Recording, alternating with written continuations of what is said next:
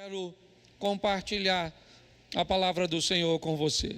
Eu não sei se você observou, mas a nossa irmã Aline subiu aqui para falar sobre a nossa temática do ano. E durante todos os nossos cultos, a palavra revisão vai estar sendo lembrada, sendo colocada diante da sua mente, certo? Como um holofote, para que você descubra se há alguma área da sua vida que você precisa se reposicionar, rever, para que ela possa ser para você mais produtiva, para que o nome do Senhor seja glorificado através de seu nome, certo?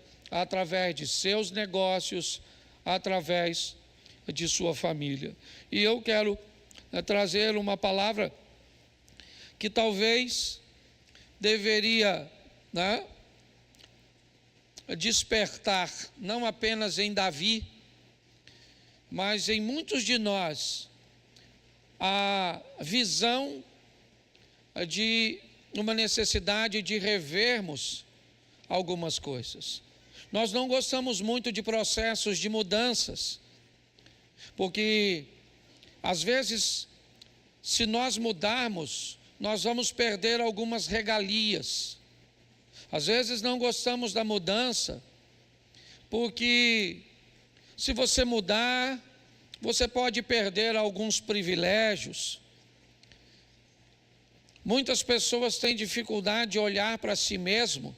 A Bíblia diz que na água o rosto, reflete o rosto, colocando a água numa expressão de vida e nos mostrando que quando você olha para a vida, para a água, certo?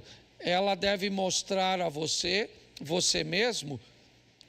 Quando nós olhamos o encontro do profeta Isaías com Deus, no capítulo 6, nitidamente ele diz: eu vi o Senhor assentado sobre um alto e sublime trono, e disse eu, ai de mim, porque todos aqueles que se apresentam diante de Deus e olham para Deus, ele não tem outra visão que não seja de si mesmo.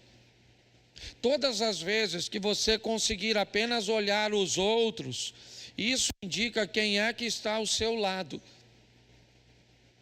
Quando você enxerga os outros, o defeito dos outros, o que os outros te fizeram, porque os outros precisam mudar, a companhia, que você recebe naquele momento não é de Deus, provavelmente é de Satanás.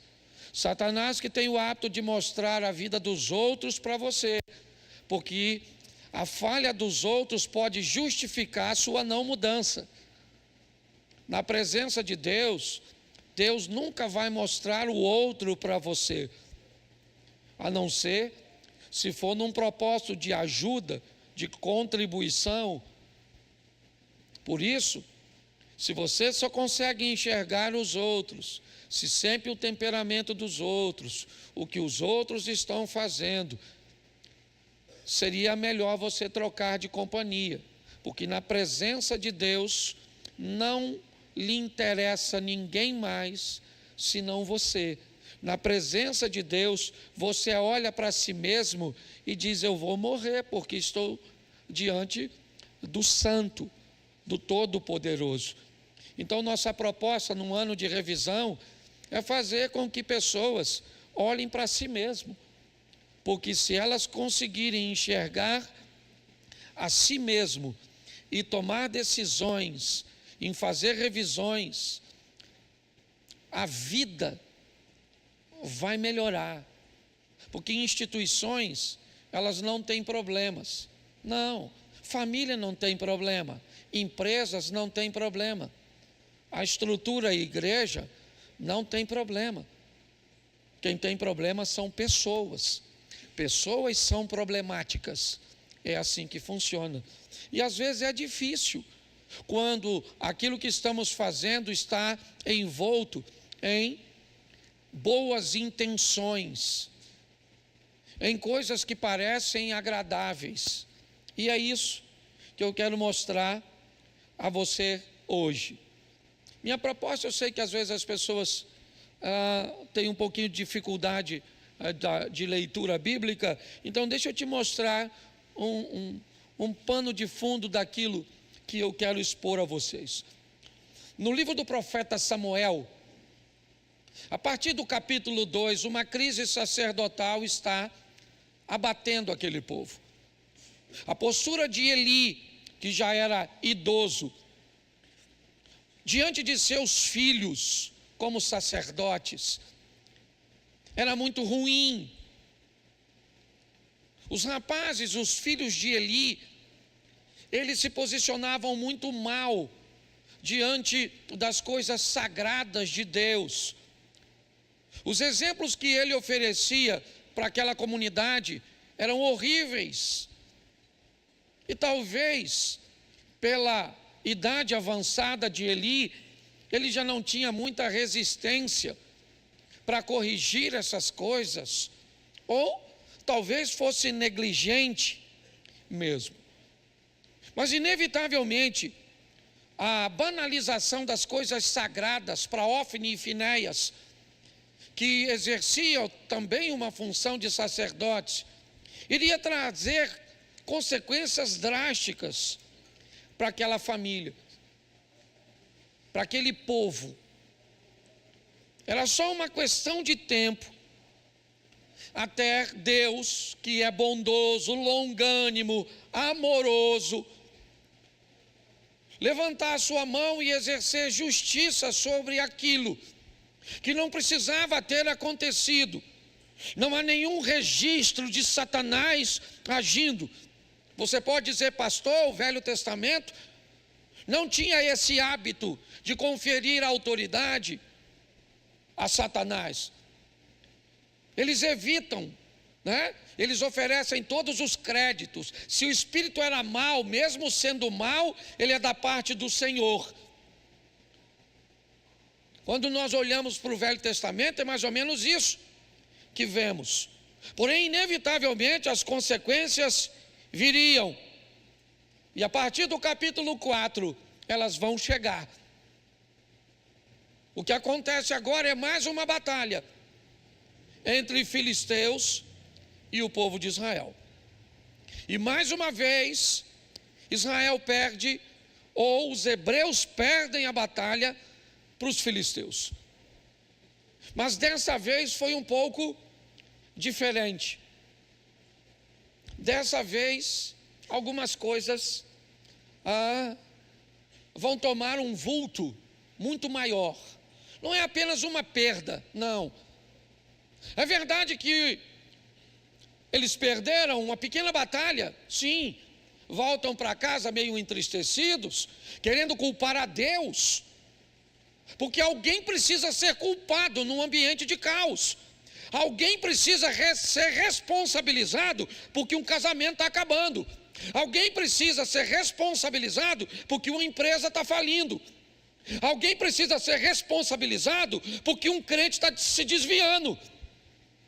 Alguém vai ter que pagar por isso, mesmo que não seja o culpado. Na maioria das vezes, a penalidade virá sobre aquele que na verdade não será o grande vilão. Será alguém que no momento não pode se defender. Será alguém que no momento não está presente. Na maioria das vezes é assim. Nós vamos transferir, porque quem transfere trabalha com culpa. Quem se responsabiliza trabalha com ações. Achar pessoas responsáveis no mundo de hoje, onde se você é um patrão, se você é um responsável por uma equipe, para você falar para ele que ele chegou atrasado, você tem que ter cuidado, porque ele se ofende, porque ele não está errado está o ônibus, o trânsito. Nós vivemos num ambiente que as coisas estão funcionando assim. Então nós temos um problema. Israel perdeu a batalha, está certo? Perdeu por quê? Porque Deus não protegeu. Mas ele sempre protegeu, mas ele sempre agiu, ele não muda, dele não há sombra de variação. Então o que é que está acontecendo? Eu não quero ver o que está acontecendo, porque se eu olhar para o que está acontecendo, eu vou enxergar uma pessoa, e essa pessoa pode ser eu. Então, pior do que não conseguir enxergar, é porque às vezes as pessoas já sabem o que vai estar lá se elas olharem, então é melhor não olhar. E é assim desde que o mundo é mundo. Perderam uma batalha, então vamos voltar. Vamos pegar então o que? A Arca da Aliança. Vamos levar a Arca da Aliança conosco, porque agora Deus vai estar comigo, porque eu estou com a Arca da Aliança. Então tá bom. Voltam ele depois de perder a batalha para os filisteus, pegam a Arca da Aliança e vêm caminhando com ela de volta para o ambiente onde a batalha deveria ser retomada. E quando eles estão chegando, o que acontece? Um tremor, a terra estremece, um barulho grande acontece. E os filisteus então entram em estado de alerta e dizem: o que é que está acontecendo? Que barulho é esse? O que é isso? Esse povo está vindo, mas Deus está vindo com ele. E a história do que Deus fez na vida deste povo é altamente poderosa. Um Deus de mão forte que age, um Deus que não perde batalha. Só que os filisteus são tementes a Deus, mas perderam o respeito pelo povo hebreu. Preste atenção, porque quando eles escutam tudo aquilo, eles ficam atemorizados. É um barulho do sobrenatural, é um poder que as flechas, as lanças e os escudos não pode defendê-lo. Por quê? Porque eles reconhecem que Deus está vindo com o povo, mas me parece que eles já sabem que Deus não protege desobediente. Eles respeitam a Deus, mas não respeitam o povo que diz que anda com Deus. Então eles vencem o medo e dizem: quer saber de uma coisa? Nós vamos enfrentá-los, mesmo carregando a arca. Israel deve ter pensado: quero ver vencer a gente com a arca. Ah, querido, você quer pegar uma Bíblia fechada, mostrar para um demônio e repreender ele, porque a Bíblia é poderosa? É isso? Você quer transformar a fé em outra coisa? É isso? Você quer transformar a obediência em outra coisa? Então agora é um copo d'água, agora é uma Bíblia, agora é um livro aberto num salmo. É isso? Isso é o que eles fizeram. Sabe o que aconteceu? Os filisteus enfrentaram eles de novo, com o arco e tudo, e rebentou os hebreus. Pensa num troço. Aí mataram o Ofni e Finéia. Se lascou, Zoe, filho do Eli. Aí tem que sobrar alguém para levar notícia, porque Deus sempre se preocupa com isso. Informação. Alguém tem que avisar. Por isso que tem fofoqueiro olhando para a sua vida. Porque o que adianta? Se não tiver alguém para contar o que você está vivendo, o que Deus está fazendo. Pode notar que sempre sobrava um. Lembra do Jó? Só sobrou eu. Só sobrou eu. Sempre tem que ter. Isso é uma bênção. Jesus amava fofoqueiro, até porque era a mídia da época. Você pode ver, ele curava alguém, ele falava uma coisa mágica do mundo dos fofoqueiros: vá e não conte para ninguém. Nossa, Se falar para não, nem ia contar, mas mediante ao anúncio, eu já estou a fim de falar. Tá certo? Então escute só. Um cara voltou e quem é que está lá? O Eli. E aí falaram assim, Eli, meu filho, o bicho pegou com os filisteus, com arca, com tudo. Tá? Mataram o Ofni e o Finéias, e o pior, Eli, levaram a arca. O Eli estava com 98 anos, também já estava fazendo serão.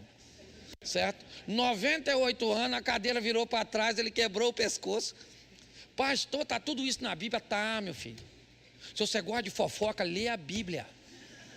Pensa de um livro para falar da vida dos outros. Gosta de vida dos outros? Lê aqui. Estou falando sério. Uns babados bom. Certo? Não gosta não, né? Pois é. Morreu o Eli, caiu com a... Certo? E os filisteus agora têm o quê? A arca do barulho. Aquela arca do estranho. Pau. Os caras já estão vencendo com a arca dessa. Agora que ninguém ganha de nós. Pegou a arca e levou lá para a terra dele, lá para a casa do Dagon. Depois você vai ler, que eu também não sou obrigado a ler tudo. Meu tempo aqui é rápido. Nem comecei a pregar ainda. Estou chegando lá. Só estou te contando a fofoca. Aliás, sai daqui e não conta para ninguém. Tá certo? Então, beleza. Pastor, já 2 mortes, 3 agora com o velhinho. Beleza. E aí? Bom, aí, para piorar, a nora, olha só. A nora do Eli entrou em trabalho de parto. Morreu. Estou falando sério. A dona ganhou um menino, mas bateu as botas. A dona. É muito desgraça. Sabe? Porque está lá.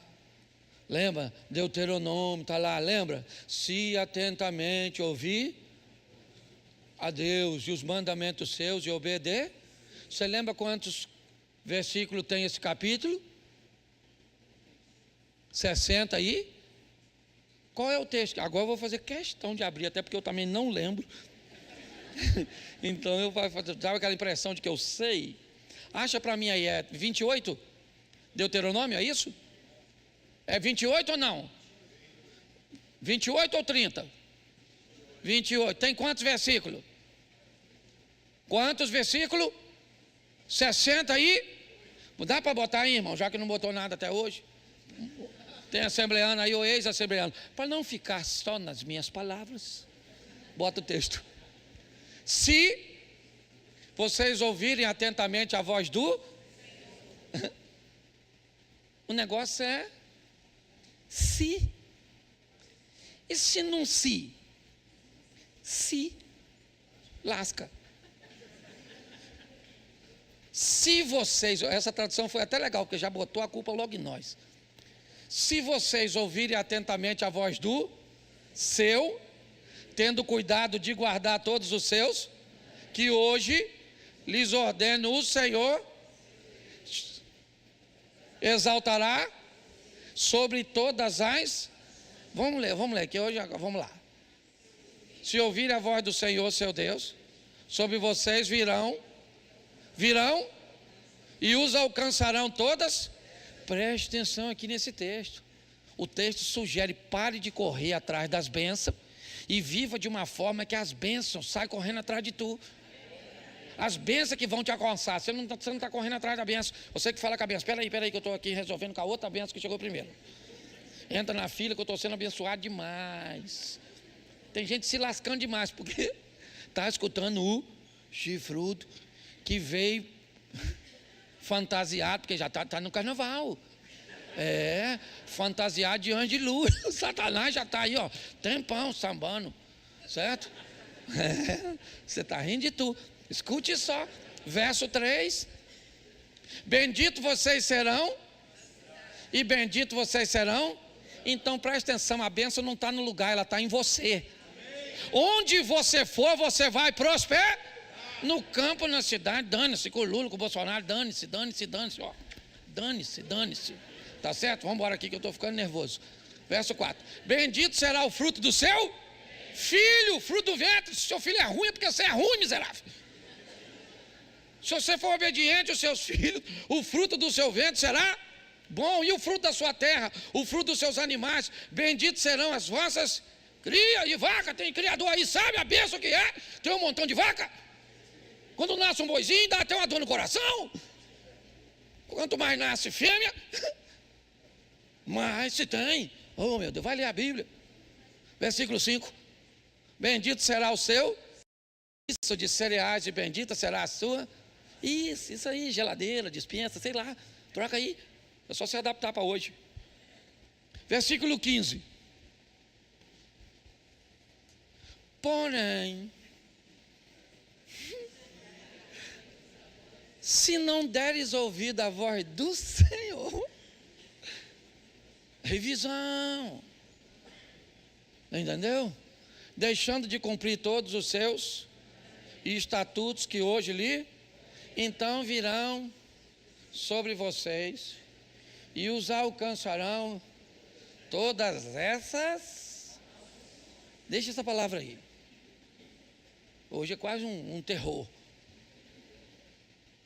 Bom, que versículo era esse? Quantos versículos tem o menos? Vamos botar o 16 só para mostrar.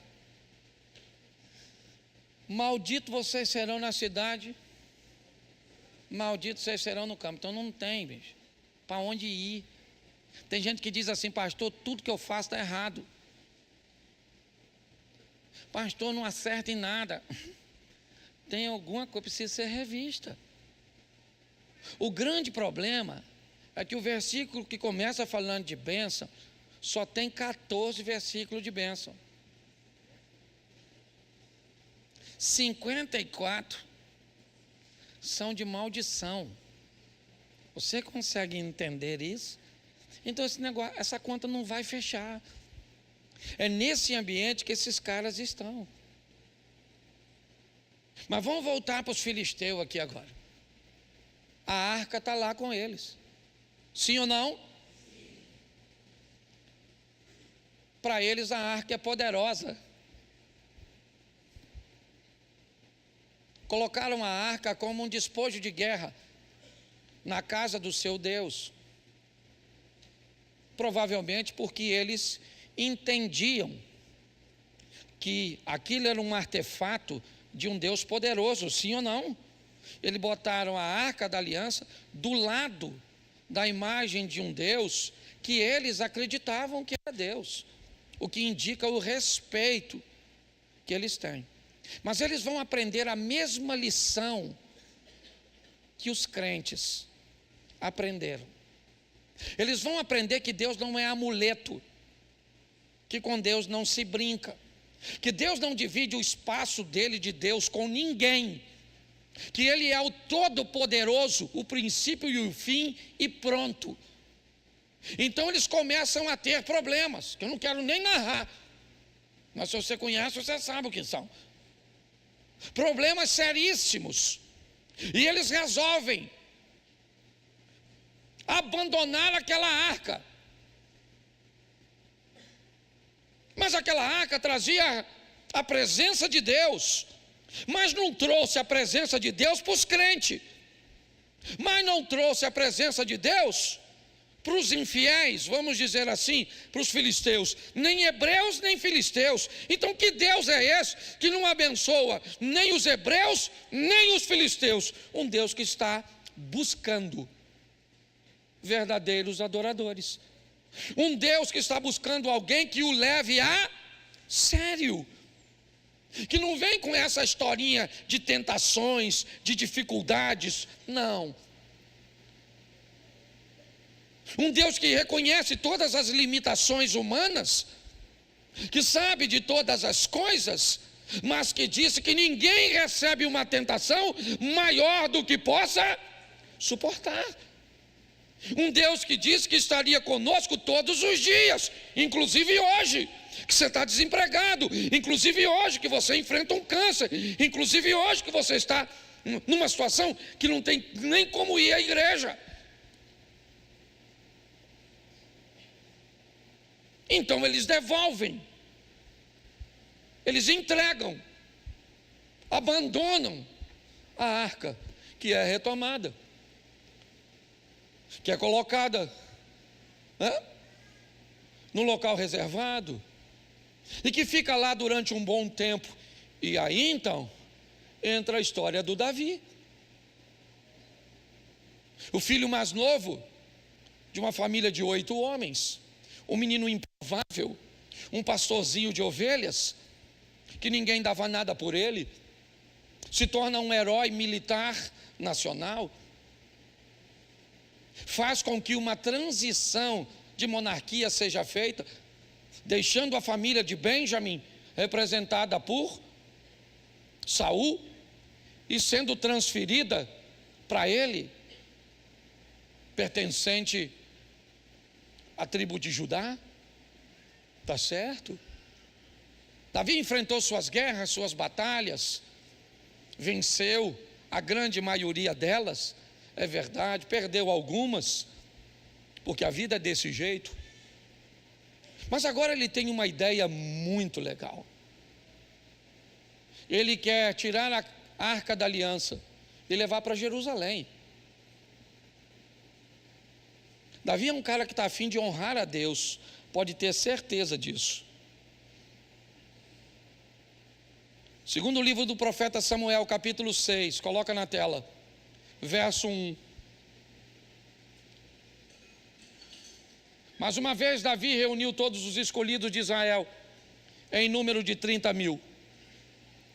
Davi se levantou com todo o povo que tinha consigo, partiu para Baalá de Judá, para de lá trazer a arca de Deus, diante da qual se invoca o nome do Senhor dos exércitos, que se assenta acima dos querubins. Puseram a arca de Deus numa carroça nova e a levaram da casa de Abinadab, que ficava numa colina. Uzá e Aiô, filhos de Abinadab, conduziam aquela carroça. Levaram a carroça com a arca de Deus da casa de Abinadab, que ficava na colina, e Aiô, certo, ia adiante da arca, certo. Davi e toda a casa de Israel alegravam diante do Senhor com todo tipo de instrumentos de madeira de faia, com harpas, liras, certo, tamborins, pandeiros e símbolos. Preste atenção aqui para ganharmos tempo. Davi quer levar a arca da aliança da casa de Abinadab. Essa arca ficou tanto tempo lá. Eu imagino quantas vezes Abinadab, Uzá e Aiô tocaram naquela arca, sem nenhum problema.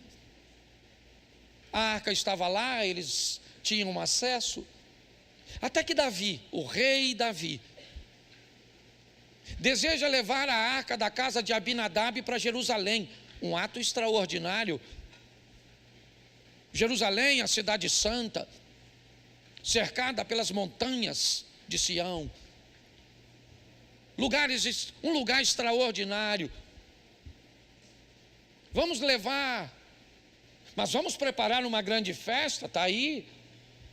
Como vamos levar a arca? Vamos levar a arca numa carroça, num carro novo. Ninguém nunca subiu nesse carro.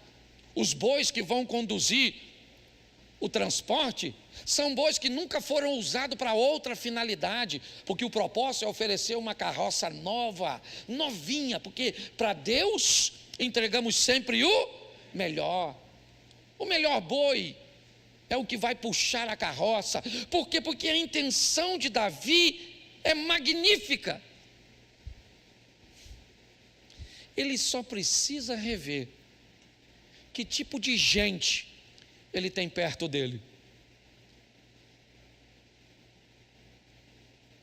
Porque Davi quer levar a arca da aliança de uma maneira que ela não pode ser levada. Abinadab sabia disso. Uzá e Aiô também. você pode ter certeza que os anciãos que caminhavam com ele também. Talvez Joabe, seu sobrinho, comandante da guarda, também sabia. Eu fico imaginando o número de pessoas que estavam ao redor de Davi, que sabiam que aquela arca não poderia ser transportada daquele jeito. A minha pergunta é: por que não falaram com ele? Vamos considerar duas possibilidades. A primeira, porque não sabiam. Vamos imaginar que ninguém sabia como a arca deveria ser conduzida. E aí eu pergunto para você, não era para ele rever que tipo de gente ele tinha perto de si como seus assessores? Que tipo de rei é esse que só tem cabeça de bagres? Será que não estava na hora então de Davi rever suas companhias, suas influências? A minha pergunta hoje é para mim e para vocês. As pessoas que caminham com você querem chegar no mesmo lugar que você? As pessoas que caminham com você pretendem viver o mesmo estilo de vida que você? A compatibilidade entre o que você quer e o grupo cujo qual você frequenta? Porque se ninguém sabia, Davi precisa rever as pessoas que estão do lado dele. Mas para mim, não foi isso. Para mim, as pessoas sabiam, mas não tiveram coragem de confrontar o rei. Aí é pior. Aí a pergunta é: será que as pessoas não falaram o que era certo porque tinha medo de receber de Davi alguma retaliação, de perder o prestígio de um rei? Será que foi isso? Se foi, eu diria para vocês, Davi precisa rever quem ele tem do seu lado, mas ele também precisa rever que tipo de postura ele tem, de não se permitir com que ninguém que está ao seu redor seja capaz de apontar uma área cuja qual ele precisa de mudanças.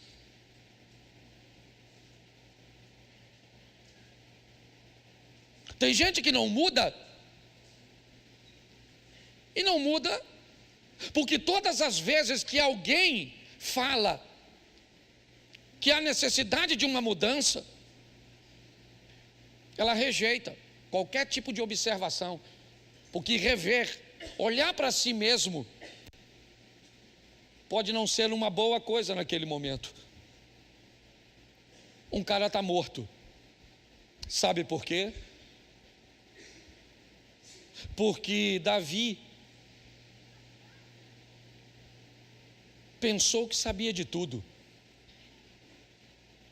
Um homem está morto porque Davi não permitiu que ninguém o alertasse. Eu não sei. Eu sei que o cara morreu. E não tem culpado não, tem responsável. E o responsável pela morte desse cara é Davi. Será que ele é o único? Eu não sei. Numa história, na maioria das vezes, nunca há somente um vilão. Às vezes há uma bela quadrilha. Às vezes numa família o caos não é estabelecido por alguém desequilibrado. É por alguém desequilibrado num ambiente onde ninguém tem equilíbrio. Às vezes, um caos é estabelecido, mas se procurarem alguma coisa que achem o culpado, não o responsável. Eu sempre falo isso quando vou conversar com casais sobre casamento. Se você conversar com o Chapeuzinho Vermelho, o lobo sempre vai ser mau. O que temos agora é um cara morto. Sabe o que Davi fez? A festa acabou, claro que acabou, Uzá está morto, mas ele sempre mexeu na arca, quando a arca estava na casa dele, ele podia manuseá-la, talvez não poderia abri-la, talvez não poderia ter acesso ao seu interior, isso aí eu não vou tão longe, certo? Ver ali os utensílios que estavam dentro da arca, eu não sei, o maná que caía do céu, a vara,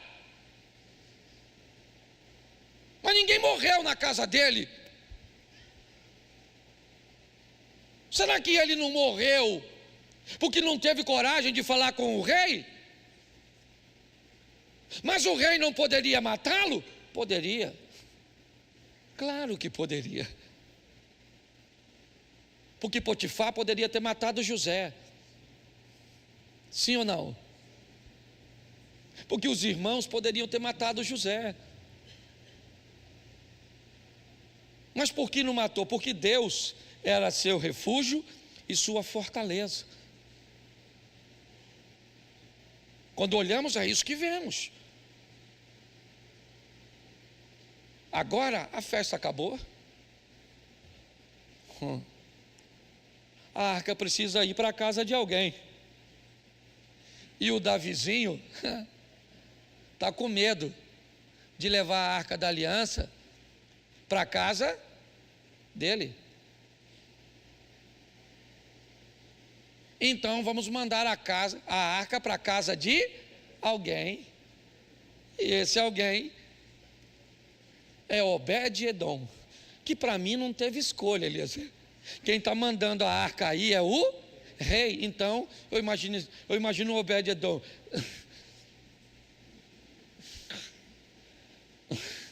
Volta para Abinadab, vai lá para casa. Pois é, a arca chegou lá na casa do, é uma arca que mata os outros, faz barulho. Todo mundo está de olho na casa de quem agora? Do Obed-Edom. E a Bíblia diz que na casa de Obed-Edom as coisas começaram a melhorar, prosperar. As coisas começaram a andar. Mas por que não andou quando estava com os hebreus? Por que foi que gerou problema para filisteus? Por que foi que não mostrou nenhum poder, nem positivo, nem negativo na casa de Abinadab? Porque me parece que se a arca representa Deus, nós temos aqui o comportamento de Deus na vida de algumas pessoas. Às vezes eu vejo gente que anda com Deus, que não acontece nada na vida dessa pessoa, nada, nem de bom, nem de ruim. É a casa de Abinadab, nada. Eu vejo gente que anda com Deus e vive o caos. Quando a arca entrou na casa de Dagon, ou para os filisteus, eu vejo uma arca que quando anda com algumas pessoas, ela é intermitente. Ora as coisas estão boas, ora as coisas estão ruins. É sempre muito oscilante, como se na vida ninguém pudesse ter constância. E a Bíblia diz: sede firmes e constantes e sempre abundantes. Mas não, nem sempre dá para dar tudo certinho. Eu não estou falando perfeição, não é isso. Mas tem alguma coisa, ou algumas coisas que estão desconectadas. Mas na casa de Obed-Edom, não. Quem é esse cara? Eu não sei. O que ele fez? Eu também não sei. Eu só sei que tem gente que quando Deus entra, todo mundo vai olhar e diz: cara, é notório o que Deus está fazendo na vida dele, nos negócios dele, na família dele. É notório quem ele era e o que ele é agora depois que Deus chegou. Esse é Obed-Edom. Mas e agora? A história não é de Obed-Edom, a história é de Davi. Agora Davi olha para casa de Obed-edom e alguém vai dizer, porque presta atenção, Eliezer, por que alguém foi falar com Davi, certo? Sobre Obed-edom? Porque ele estava prosperando. Então alguém está querendo que Davi tire a prosperidade do Obed-edom, tirando a... Só que a prosperidade de Obed-edom não vem da arca, vem da postura dele. A arca vai sair, mas Deus vai ficar. Você consegue entender isso? Não é amuleto, é estilo de vida, que precisa ser visto de uma série de coisas. Algumas pessoas racionalizam demais, outras espiritualizam demais, e as extremidades sempre traz sérios problemas para isso. Agora Davi manda trazer a arca da casa de Obed-edom para Jerusalém, sim ou não? Mandou fazer outro carro novo, bonitão, deu uma festinha, sim ou não? Não, porque agora ele já sabe que a arca de Deus não pode andar, ela tem que andar nas costas, aqui, ó, nos ombros.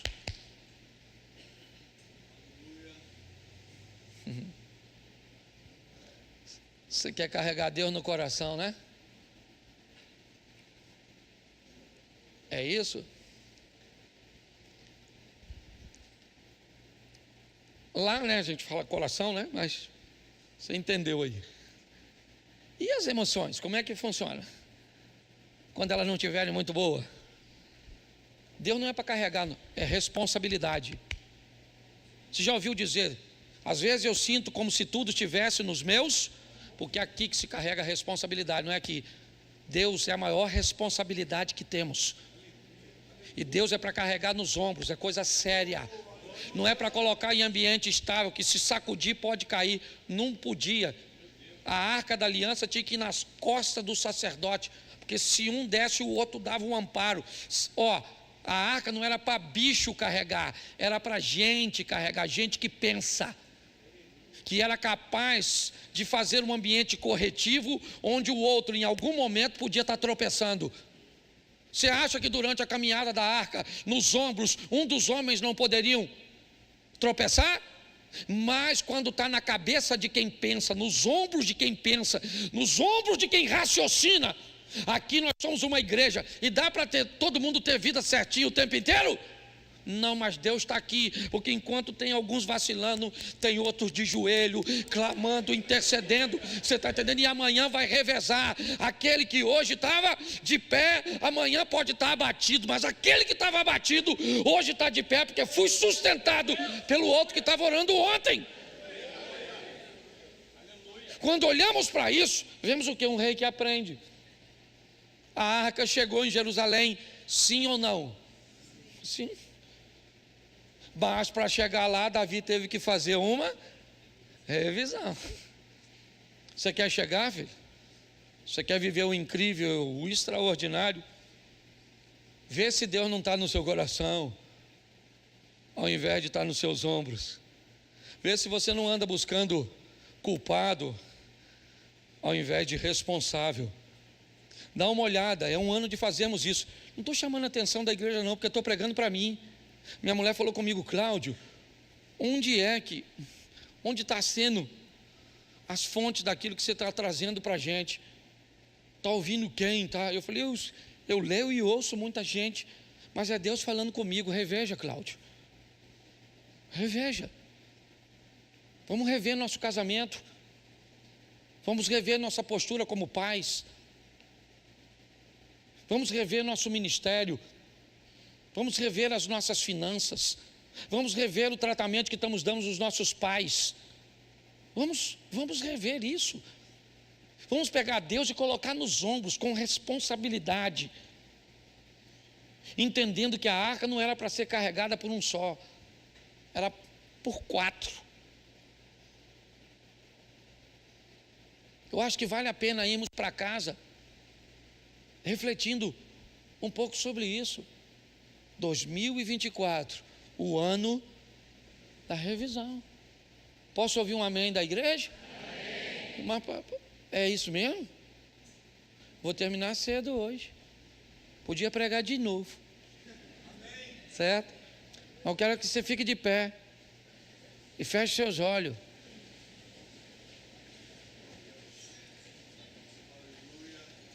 Feche seus olhos. Vamos orar? Deixa eu fazer um apelo aqui, ó. Normalmente eu não faço apelo não, hein? A turma sabe, tem gente até que briga comigo. Pastor, o senhor não faz mais apelo? Não, a gente manda as pessoas lá, quem quer ir. Porque às vezes faz apelo, vê aquele montão de gente aqui, depois o nego racha fora. Vem aqui só para tirar uma foto, depois vai para o inferno. Então, se você quiser aceitar Jesus, ó, atrás daquele cameraman lá, ó, tem uma sala. Você vai lá e fala, eu estou a fim de aceitar Jesus. Eu quero saber um pouco mais sobre vocês. Quero ver se vocês são sérios. Quero conhecer um pouquinho. Tá certo? Ah, pastor, mas e depois? Depois você vem aqui, a gente apresenta você.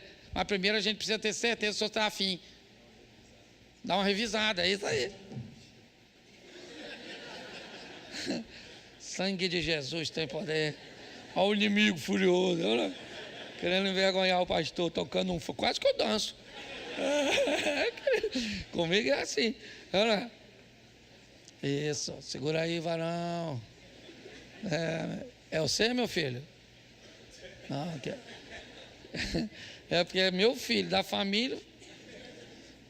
Para brincar com o pai, pouco custa, né? Acabei de falar do Ili. Bom, se você desejar caminhar conosco, nos conhecer um pouco mais, não se envergonhe. Dá uma passadinha lá, alguém vai estar orando por você. Pastor, eu até preciso, mas tenho algumas limitações. Passe lá, narre para as pessoas suas limitações e ela vai orar por você, tá certo? Nossa intenção aqui, nosso propósito é te oferecer um Deus. E me desculpe a colocação hoje, amanhã vai estar alguém aqui falando sobre coração, mas é o que Deus hoje colocou no meu coração, certo? Para falar com você que Ele é para carregar nos ombros, como responsabilidade, porque é peso. Carregar a Deus é pesado, é o peso da glória, é a manifestação do eterno. Mas saiba de uma coisa, você nunca vai estar sozinho. O Todo-Poderoso, Ele vai estar com você. Amém? Feche seus olhos. Pai, muito obrigado por essa noite. Muito obrigado a Deus, porque boa parte dessa mensagem surpreendeu a mim. Não estava no meu esboço, não estava na minha pretensão.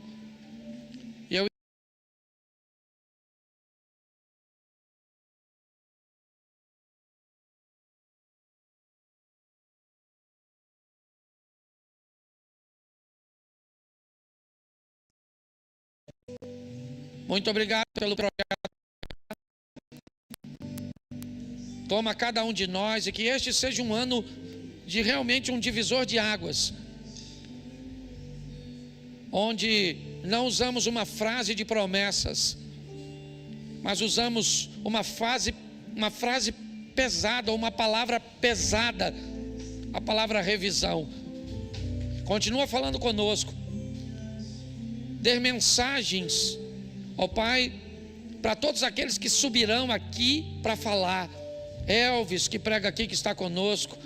Samuel também, que vai estar falando aqui. Outros pregadores, ó Deus,